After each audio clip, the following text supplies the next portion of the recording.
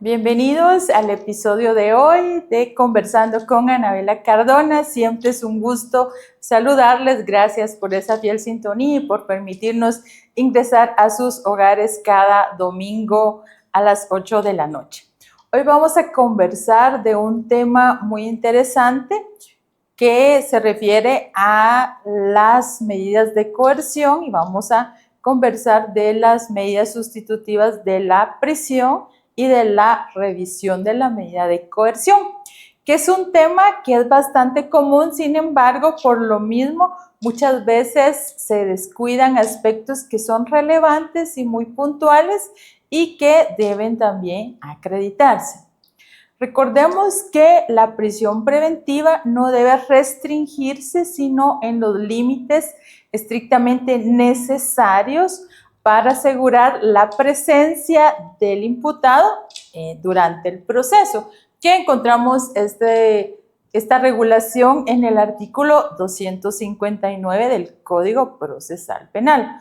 Por lo tanto, debería de ser la regla que se otorgaran medidas sustitutivas y la excepción, la prisión preventiva. Sin embargo, pues en muchísimos casos no sucede esto y pareciera que está operando al contrario y que en muchos casos se ha convertido en regla la prisión preventiva. Sin embargo, para eso es importante también la función que ejerce la defensa técnica, porque la defensa técnica también tiene que argumentar respecto a que no existe esas circunstancias para que se ordene la prisión preventiva. Eso usted ya lo sabe, sabemos que acá tenemos excelentes abogados, simplemente pues yo les comparto desde la experiencia y que podamos cada día ir mejorando aquellos aspectos que posiblemente en algún momento no les hemos prestado toda esa atención. Recordemos que para que se pueda limitar esa libertad de la persona y se tenga que otorgar esa prisión preventiva u ordenar esa prisión preventiva, lo que la va a limitar va a ser precisamente cuando existen esos peligros procesales, tanto el peligro de fuga como el peligro de obstaculización para la averiguación de la verdad, que el peligro de fuga lo encontramos regulado en el artículo 262 del Código Procesal Penal, mientras que el peligro de obstaculización para la averiguación de la verdad lo encontramos regulado en el artículo 263 del Código Procesal Penal y que es algo muy importante de observar porque, por ejemplo, en la primera declaración, el juez ya decidió ligar a proceso y llega el momento posteriormente de discutir precisamente si se otorgan esas medidas sustitutivas de la prisión o si se va a ordenar la prisión preventiva. Siempre y cuando, por supuesto, no sea de los delitos que tienen prohibición para el otorgamiento de medidas sustitutivas de la prisión, es importante que se tenga que argumentar en cuanto al desvanecimiento tanto del peligro de fuga como del peligro de obstaculización para la averiguación de la verdad, que eso es muy importante argumentarlo en esta audiencia. Y recuerde que ahora también ya tenemos que el delito de extorsión ya tiene prohibición para otorgar medidas sustitutivas. Es una reciente adición que se hizo a este artículo 264 del Código Procesal Penal y el delito de extorsión ya no tiene ese beneficio de medidas sustitutivas. Por lo tanto, ya sabe que cualquier persona que ahora esté ligada por el delito de extorsión, que se le dictó su auto de procesamiento por delito de extorsión, pues ya no tiene derecho a medidas sustitutivas. Pero obviando todos estos casos que tienen esa prohibición expresa para el otorgamiento de medidas sustitutivas, es relevante que en esta audiencia de primera declaración se deba argumentar ese desvanecimiento del peligro de fuga y del peligro de obstaculización para la averiguación de la verdad. Porque, por su parte, el Ministerio Público va a argumentar en lo que considere, normalmente lo hace indicando que se dan estos peligros procesales, tanto el de fuga como el de obstaculización para la averiguación de la verdad, o en algunos casos solo uno de estos peligros. Y derivado de esto, pues va a solicitar que se ordene prisión preventiva. En algunos otros casos, porque también recordemos que tenemos fiscales objetivos, no podemos generalizar en ninguna institución del Estado. En todas las instituciones, así como hay profesionales muy buenos, pues lamentablemente también tenemos el otro lado de la moneda. Todos hemos vivido estas circunstancias, pero sabemos que hay muy buenos fiscales también y que son objetivos ante todo. La objetividad es acá el tema relevante. Y hay casos donde en ejercicio precisamente de esa objetividad, el mismo Ministerio Público establece que no existen esos peligros procesales de fuga ni de obstaculización para la averiguación de la verdad y en muchos casos, pues, el mismo Ministerio Público solicita ese otorgamiento de medidas sustitutivas de la prisión, invocando cualquiera de las medidas que están reguladas en el artículo 264 del Código Procesal Penal, que sean las medidas que más se adecúen al caso concreto. ¿Y qué sucede cuando no se da esta circunstancia? Y que el Ministerio Público solicita prisión preventiva. Por supuesto, el Ministerio Público tiene la obligación de argumentar las razones por las cuales considera que se encuentra latente ese peligro de fuga, ese peligro de obstaculización de la averiguación de la verdad, que pueden ser ambos o uno de estos peligros. El Ministerio Público debe argumentar las razones por las cuales considera que estos peligros se encuentran latentes.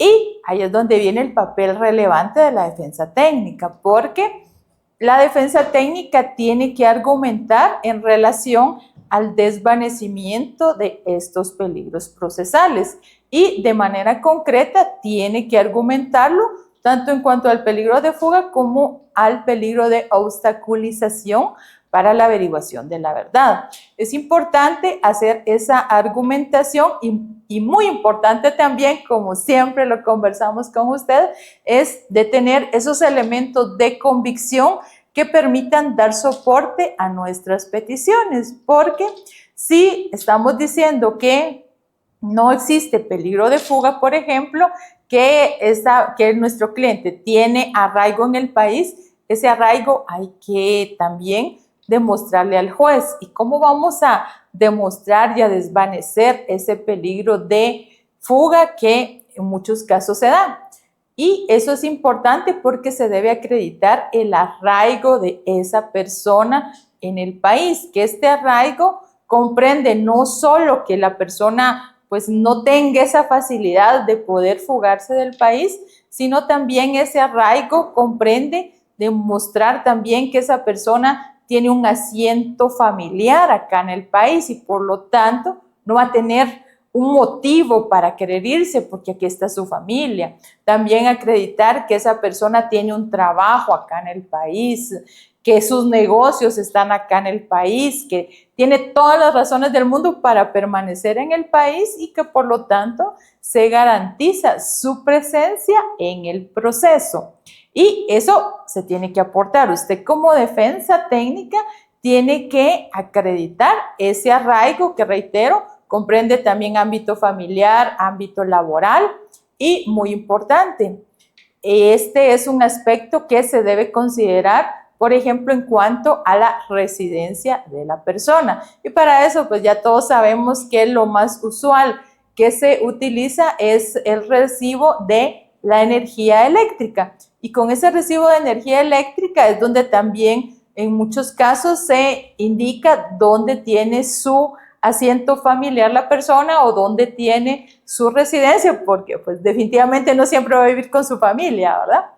Sino dónde tiene su residencia y este es un aspecto importante. Sin embargo, hay casos donde la residencia no se encuentra a nombre de la persona que está siendo sindicada en estos casos, y por lo tanto ahí viene otro tema importante que se debe de demostrar. Si, por ejemplo, nos encontráramos ante un caso donde la residencia está a nombre, por ejemplo, de los padres, ya sea de la persona sindicada o posiblemente a nombre de los padres de la esposa, son aspectos que hay que indicar. Si, por ejemplo, estuviera a nombre de los papás del sindicado la residencia, porque esto es muy común que suceda, que las personas viven en alguna residencia, ya sea por herencia o porque siguen viviendo con sus padres o alguna otra circunstancia. En ese caso, es importante acreditar también y presentar el certificado de nacimiento del sindicado, precisamente para acreditar ese parentesco, y que por esa circunstancia es que la residencia está a nombre, por ejemplo, si fuera del papá.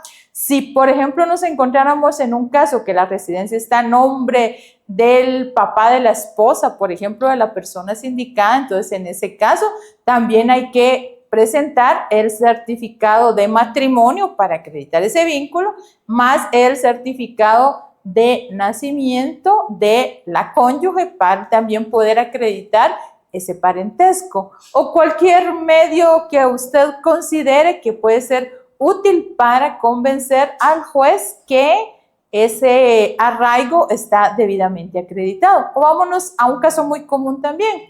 Si fuera un caso de arrendamiento, he visto mucho estos casos, son bastante comunes, que están arrendando. Si es este el caso, pues también es importante que se pueda, por ejemplo, demostrar con el contrato de arrendamiento. Y en muchos casos tampoco tienen este contrato de arrendamiento.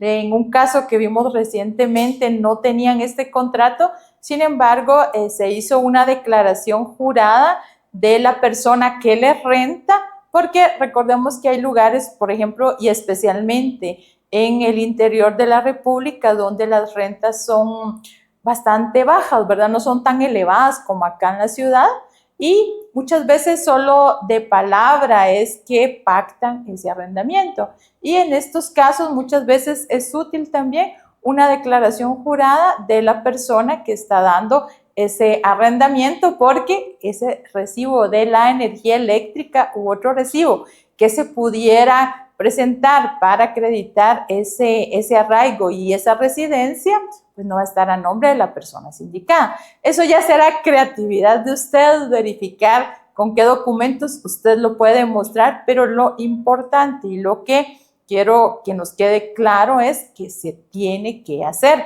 porque si usted solo llega y le va a llevar al juez, por ejemplo, un recibo de energía eléctrica que está a nombre de cualquier otra persona, pero no del sindicado, y usted no le logra explicar esa relación causal entre ese recibo y de por qué manera es que no está a nombre de la persona sindicada, lo más probable es que le van a decir que usted no logró demostrar dónde tiene su asiento familiar o su residencia la persona sindicada. Ese es un aspecto muy importante que se tiene que acreditar precisamente para coadyuvar a esa petición de indicar que el peligro de fuga se desvanece y que por lo tanto la persona sindicada puede garantizarse su presencia durante el proceso sin que se ordene la prisión preventiva, porque como ya dijimos, esa prisión preventiva tiene carácter excepcional. Bueno, el peligro de fuga resulta un poco más sencillo de desvanecer, pero lo importante acá es que se tiene que argumentar. Aquí ese deber de argumentar es en todo sentido, porque el Ministerio Público tiene el deber de argumentar cuando dice que existen los peligros procesales, y la defensa también tiene el deber de acreditar cuando dice que no existen estos peligros procesales. Y por supuesto, el juez también, de conformidad con el artículo 11 bis del Código Procesal Penal, que es ese deber de fundamentación, el juez también tiene esa obligación de explicar al momento de resolver si se dan o no esos peligros procesales y de dar una explicación debidamente fundamentada y motivada de las razones por las cuales considera, ya sea que se da o que no se da, esos peligros procesales.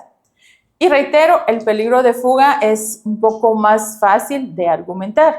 Conversemos ahora del peligro de obstaculización para la averiguación de la verdad, que es el otro peligro que también limita, cuando existe, va a limitar el otorgamiento de medidas sustitutivas de la prisión. Este peligro procesal de obstaculización para la averiguación de la verdad está regulado, como usted ya lo sabe, como todo buen abogado. Sabemos que toda nuestra audiencia son abogados muy estudiosos, muy aplicados y de mucha experiencia, y agradecemos esa fiel sintonía, ese espacio que nos dan, porque nuestra finalidad es aportar un poquito más a todos esos conocimientos que ustedes sabemos que ya tienen, ya esa experiencia que ustedes tienen. Cuando hablamos del peligro de obstaculización para la averiguación de la verdad, este es un poco más complejo de poder irlo acreditando. Y en este caso, de acreditar por parte de la defensa que se desvanece ese peligro de obstaculización para la averiguación de la verdad. Porque en este caso, por ejemplo, hay que tomar en consideración que parte de lo que se pondera en este peligro procesal de obstaculización para la averiguación de la verdad es, por ejemplo, esa capacidad que puede tener la persona sindicada de influir en testigos, en peritos, en órganos de prueba, ¿verdad? Ese es un aspecto que muchas veces se toma en consideración precisamente para ponderar ese peligro de obstaculización para la averiguación de la verdad. O muchas veces también sucede cuando nos encontramos en casos de estructuras criminales. Hay otra circunstancia que resulta que muchas veces no los aprenden a todos de una vez. Aprenden, por ejemplo, ya uno, en 2 meses a otro. Y esa circunstancia también muchas veces es ponderada como un peligro de obstaculización para la averiguación de la verdad, por esa posibilidad que pueda haber que se puedan comunicar con otros integrantes de esa estructura. Y pues lo importante es que en cada caso concreto, en atención a las circunstancias específicas que se estén dando, usted pueda ir acreditando esas circunstancias cuando a usted, como defensa técnica, le corresponde el momento de pronunciarse, pues ya lo hizo el Ministerio Público. Entonces, eso es bien importante y siempre hago énfasis en esto, que usted en esa audiencia tiene que prestar toda la atención del mundo para ver qué argumentos, para escuchar esos argumentos que el Ministerio Público está planteando, porque después va a ser su oportunidad de poder argumentar y prácticamente es como contraargumentar. Así que es bien, bien importante, usted ya lo sabe, que esté presente a esos argumentos que está brindando el Ministerio Público, porque cuando a la defensa técnica le corresponde el turno, va a ser el momento de poder argumentar en cuanto a ese desvanecimiento de los peligros procesales que el Ministerio Público ya invocó. Y sé que usted es de los abogados brillantes, sin embargo, también sabemos que tenemos audiencia de abogados que se graduaron hace poco. Y eso es bien importante, que poco a poco vamos aprendiendo, porque nadie empieza en la cima, ¿verdad? Todos vamos escalando poco a poco, vamos creciendo en esta carrera profesional que es una profesión tan bendecida. A quienes se graduaron hace poco tiempo, que es parte de nuestra audiencia también, porque déjenme contarles que tenemos la bendición que tenemos abogados de mucha experiencia y también tenemos abogados que están adquiriendo, que están en ese camino de adquirir esa experiencia que definitivamente la da la práctica y el tiempo. Así que mucho ánimo a nuestra audiencia que se graduaron posiblemente hace poco. Este camino es un camino que hay que esforzarnos, que hay que ponerle mucho empeño, y tengan la certeza que les va a ir muy bien conforme ustedes vayan avanzando, y hay que seguirnos preparando. Y hago esta acotación porque quiero hablar de algo, porque recientemente me hicieron esa consulta y sé que ustedes lo saben, pero a lo mejor alguien de nuestra audiencia no lo sabe y como también tenemos audiencia que no son abogados, hubo un caso reciente y me dice la persona que me estaba haciendo la consulta, mire doctora, ¿y qué hago en este caso? Me dice, bueno, cuando pidan la prisión preventiva yo me pronuncio en este y este sentido. Sí, le digo. Y si piden medidas sustitutivas, me opongo, me dice la persona que me estaba haciendo la consulta. No, le digo, usted no se opone, usted lo que hace es argumentar un poquito más de lo que ya dijo el Ministerio Público e indicar que usted está de acuerdo con que se otorguen esas medidas sustitutivas. Y en todo caso lo que puede argumentar es en relación a qué medidas sustitutivas específicas de las reguladas en el artículo 264 del Código Procesal Penal son las medidas que son idóneas y que son acordes a ese caso concreto para asegurar la presencia del sindicado en el proceso, ¿verdad? Entonces ya sabe que si el Ministerio Público solicita el otorgamiento de medidas sustitutivas, usted argumenta, verifica qué medidas son a su criterio más susceptibles o más apropiadas al caso concreto y, por supuesto, si el Ministerio Público solicitara, por ejemplo, una caución de 50,000 quetzales, usted como defensa técnica va a argumentar en relación a que no se le imponga caución o que sea una caución económica de un monto menor porque su patrocinado o su defendido no tiene esa capacidad económica para poder pagarla. Y así, por ejemplo, si el Ministerio Público solicita varias medidas sustitutivas, usted argumenta en relación a cuáles a su criterio si son necesarias. Así que ya lo sabe y reitero, disculpas a quienes yo sé que tienen mucha experiencia, pero recuérdense que todos empezamos algún día, a todos nos ha pasado que tuvimos que empezar algún día. Miren, a mí me pasó, les cuento, mi primer trabajo fue como juez de paz, gracias a Dios. Mi primera firma me tembló la mano y eso es normal, a todos nos va a pasar. ¿Por qué? Pues todos vamos aprendiendo y esa experiencia la vamos ganando con el tiempo, ¿verdad? Para poder nosotros ya ir con esa seguridad, con esa tranquilidad, esa certeza a una audiencia. Eso solo nos lo va a ir dando la práctica, nos lo va a ir dando el tiempo y por eso es que me gusta compartir también estas experiencias con ustedes porque suceden, aunque tal vez muchos no lo crean, sí suceden y se dan en las audiencias en los casos concretos. ¿Y qué es lo que yo quiero? Que a ustedes no les suceda una circunstancia de estas. Y reitero, pues se tiene que argumentar en cuanto a las condiciones por las cuales se considere que se ha desvanecido esos peligros, tanto el peligro procesal de fuga como el peligro de obstaculización para la averiguación de la verdad, que es lo relevante en cuanto a lo que usted tiene que argumentar en esa audiencia.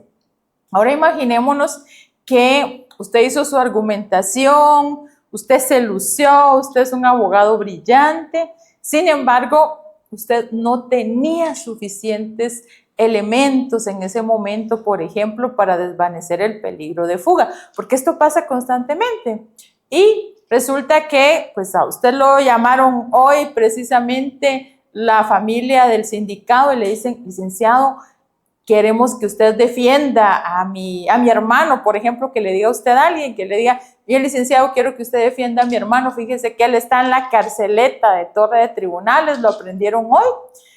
Y resulta que a usted no le puede hacer llegar la familia, ni ese recibo de energía eléctrica, ni la constancia de trabajo, ni cómo está conformado su grupo familiar. No le logran hacer llegar a usted toda esa documentación que sería útil para poder desvanecer ese peligro de fuga, ¿verdad? Que es, como ya dijimos, es más fácil de poderlo desvanecer, pero resulta que no tiene usted esa documentación y pues precisamente por esa razón le dicen en la resolución, al momento de resolver el juez indica que efectivamente se ordena prisión preventiva porque no se logró desvanecer el peligro de fuga, toda vez que no se logró acreditar el arraigo de la persona. Y pues usted va a saber que el juez tiene toda la razón, que efectivamente no se le aportó esos elementos, no se le aportó esos documentos que eran imprescindibles para poder acreditar ese arraigo. Por supuesto, esa resolución del juez va a ser una resolución debidamente fundamentada, que es lo que a usted le va a permitir tener conocimiento de la razón por la cual el juzgador le está indicando que no le puede otorgar medidas sustitutivas de la prisión. Entonces, ahora hablemos de la revisión de la medida de coerción, que es otra audiencia que es muy relevante. Resulta que ya pasaron algunos días y la familia de la persona sindicada o usted misma está procurando, como abogado, procurando algunos de estos documentos que eran necesarios para acreditar el arraigo, porque su defendido únicamente le fue ordenada la prisión preventiva por la existencia del peligro de fuga. No hay peligro de obstaculización para la averiguación de la verdad en este caso, sin embargo, sí peligro de fuga, y al no haberse acreditado ese arraigo fue la razón por la cual el juez ordenó prisión preventiva. Resulta que con los días usted ya tiene todos esos documentos que a su criterio van a ser de utilidad para desvanecer ese peligro de fuga, y por lo tanto usted ya tiene todos esos documentos de los que hablamos hace un momento en relación a cómo podemos nosotros coadyuvar a desvanecer ese peligro de fuga, y usted ya los tiene. Entonces, ¿qué es lo que corresponde? Que usted solicita una audiencia de revisión de la medida de coerción. ¿Y cómo lo va a hacer? Pues vamos a encontrar dos criterios. En algunos juzgados usted puede llevar su escrito, hacer ahí su solicitud, que le señalen audiencia para revisión de la medida de coerción, toda vez que han variado las circunstancias primitivas que motivaron la imposición de la prisión.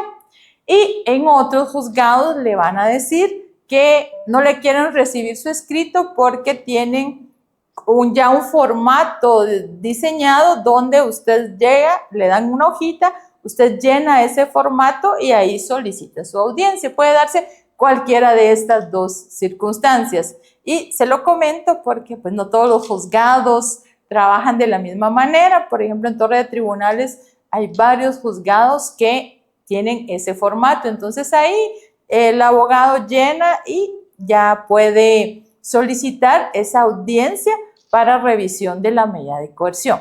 Y acá, para hablar de la revisión de la medida de coerción, es muy importante que atendamos al tenor del artículo 277 del Código Procesal Penal. Y hay aspectos muy importantes de este artículo. En primer lugar, es que esta audiencia de revisión de la medida de coerción solo la puede solicitar el imputado y su defensor. Son a los únicos dos sujetos que les asiste ese derecho de poder solicitar la revisión de la medida de coerción. No le asiste a nadie más.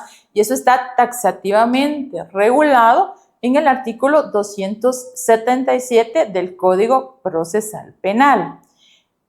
Resulta que es usted el abogado, usted va, solicita su audiencia, ya le fijaron la fecha. Y otro aspecto importante, que este artículo 277 del Código Procesal Penal también establece que esta revisión de la medida de coerción se puede solicitar en cualquier momento del procedimiento. Por lo tanto, usted lo puede hacer en este momento, que ya usted todavía estamos dentro de la etapa preparatoria, lo puede hacer en una etapa intermedia, lo puede hacer en la etapa de debate, puede seguir avanzando el proceso y usted puede hacer esa solicitud en cuanto a la revisión de la medida de coerción, porque el artículo 277 del Código Procesal Penal es claro que en cualquier momento del procedimiento.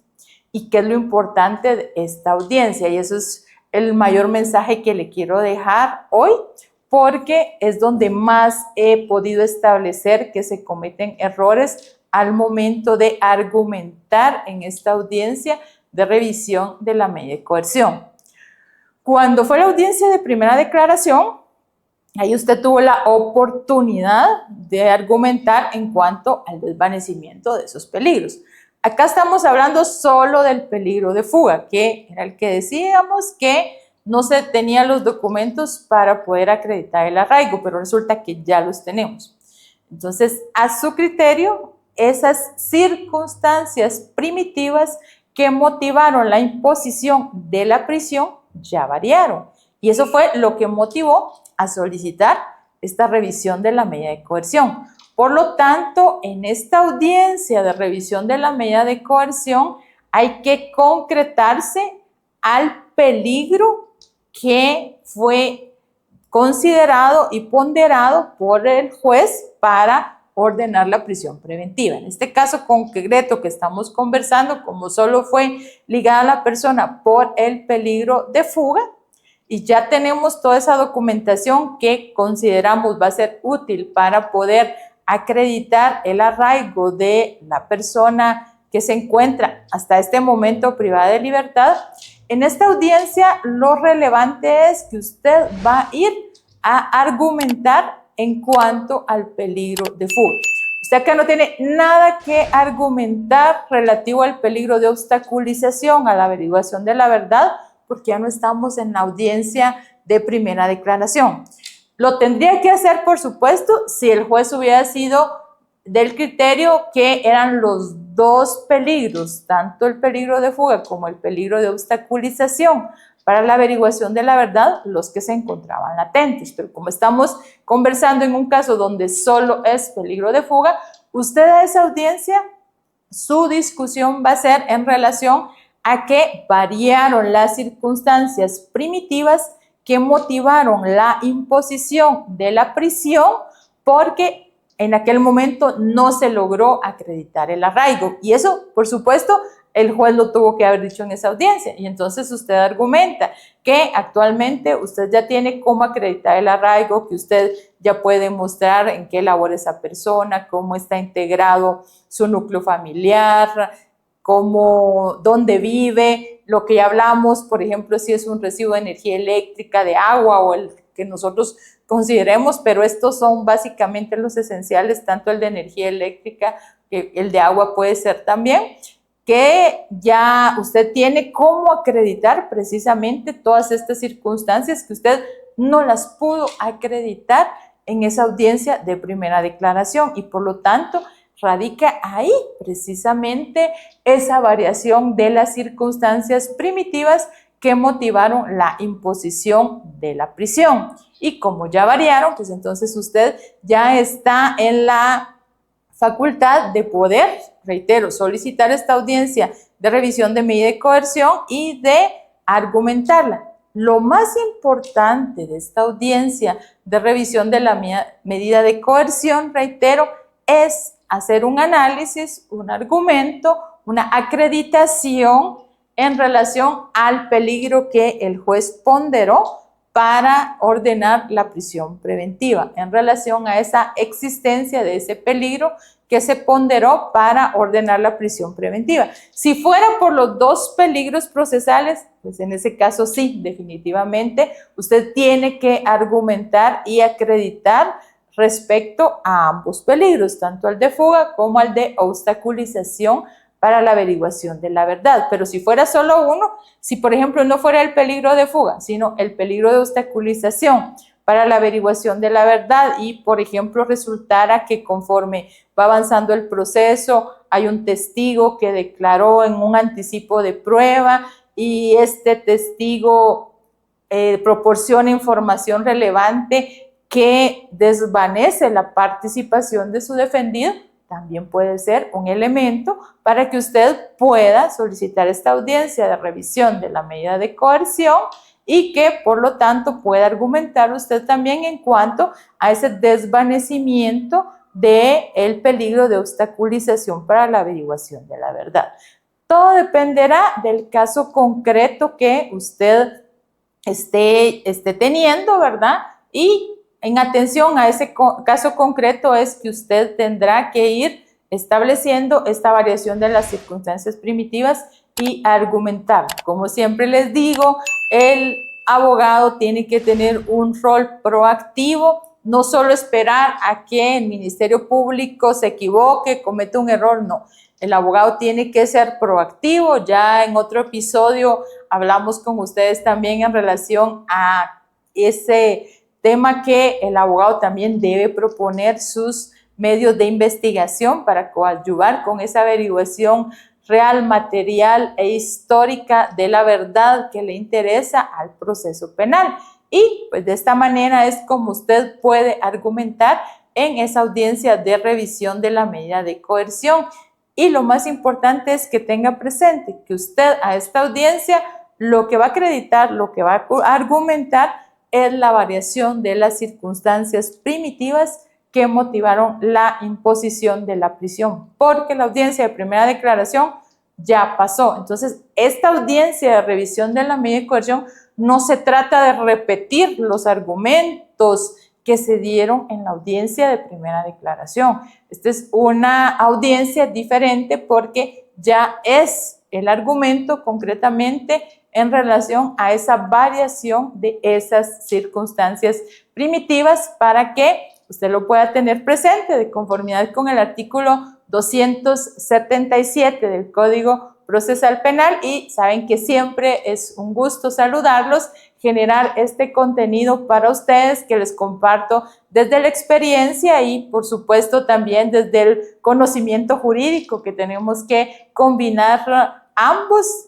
porque eso es lo que nos permite poder dar un consejo, por ejemplo, dar un argumento para que podamos coadyuvar a esos casos que usted también está llevando en su práctica. Y reitero, si usted es un abogado recién graduado, también con mucho ánimo, que el tiempo pasa pronto y lo que usted hoy no sabe, dentro de poco tiempo usted ya va a tener esa expertise en relación a esos temas que a lo mejor un día le asustaron, después lo va a ver tan fácil, porque así es la vida, ¿verdad? Conforme nosotros vamos avanzando, ese trayecto de vida que vamos llevando en nuestra profesión es el que nos va generando esa experiencia, es el que nos va enseñando de cada caso. Y si un día nos equivocamos, pues de ese error aprendimos también y sabemos que ya no hay que cometerlo. Así que les deseo buena noche. Por favor, si les gusta mi contenido, denle like. También los invito siempre a ver mis cápsulas, que estoy tanto en TikTok como en Facebook como Anabela Cardona, y ahí les generamos ese contenido con mucho cariño. Muchas gracias por sus comentarios. Siempre trato de responderles. Gracias por esos comentarios. Para mí es muy satisfactorio cuando ustedes me indican que les aportamos desde estas cápsulas. También los invito cuando realizo live, que he estado realizando muy seguido, y en los live también esa interacción para mí es tan bonita, tan interesante. Gracias a todos por ese cariño, por permitirme siempre que podamos estar conversando y tener esa interacción. Para mí es muy valiosa y pues mi finalidad es que juntos podamos seguir avanzando y aprendiendo en este tema del derecho, que es tan apasionante, porque todos los días aprendemos. Recordemos que hay reformas de leyes también, que vamos a hablar en estos días también de esos nuevos delitos que se creó uno específicamente. Lo vamos a conversar en un próximo episodio. Y reitero, siempre es un gusto saludarles. Que pasen buena noche y muchas bendiciones.